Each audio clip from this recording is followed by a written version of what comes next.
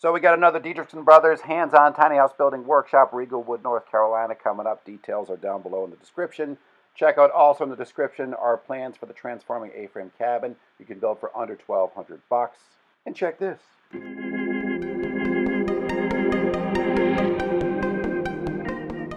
So if you're wondering what the heck's going on here, why is this stuff on fire, this was part one of a video series we're doing on me building a studio / workshop, YouTube studio, and guest space in my backyard. This here is part two, evidently. All right, one take, stupid winter hat and all. Deek, relaxshacks.com. This might be video two of a series that some may care about, some may not. I don't personally care if you care or not. Confusing myself here. I want to show you guys the progress of the tool shed area. Couple things I'm doing here, and allow me to explain, especially from the last video. Things are getting a little bit cleaner here. I still have stuff tarped out, but right now it's actually starting to sprinkle already, which just stinks. So I'm fighting the elements, fighting the weather here. It's winter in New England. But this is a case where I'm using up materials I have, including this plywood right here. This is stuff we got for the box truck that was for a temporary display at an expo show for a sneaker company, and this is poplar. It's amazing. I had a couple sheets left, 3 sheets, and it's been stored in the side of my shed, like not under a tarp, under an overhang for like almost 2 years, so it's time to use it up. I hesitate to walk on this, it's so clean, but I guess I'll wash it later. So what I want to show you is over here, and I'll get to it in a second, kind of a cheater method for stabilizing structures instead of using pavers and such. But just want to show you this will be a future side foyer workshop, tool storage, and a YouTube studio of sorts for DIY projects. That goes into, there's my partly finished basement. 1930s house with a terrible Brickmaster front. I didn't do it, we bought it this way like 20 years ago. Anyway, couple things I want to explain. Like I said, these are 2x6s. This span too long for that. I normally don't use those. Under here, I've yet to do it over here. I've retrofitted some joist hangers in there. But I'm trying to use what I have because one of the reasons I'm in this predicament, that is having too many materials, this mess right here, this is what was in the old space,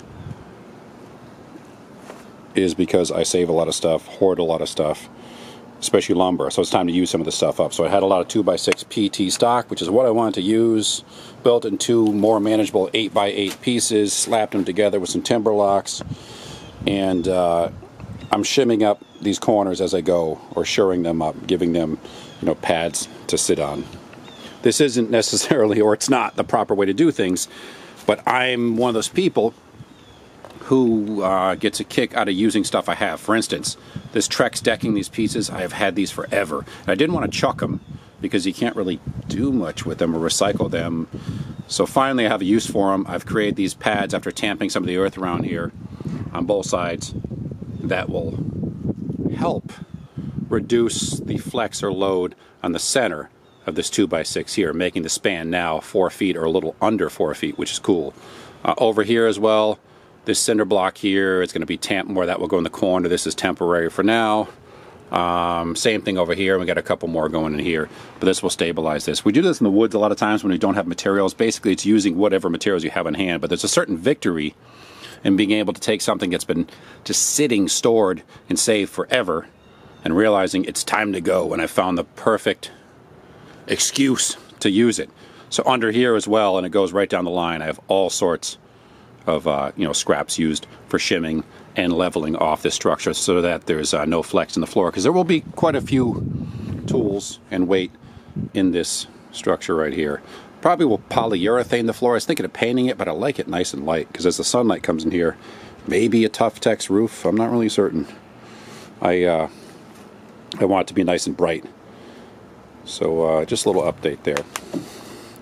Again, not Bob Vila approved. Never. This is kind of the redneckery way of doing things, using the materials I have at hand, on hand.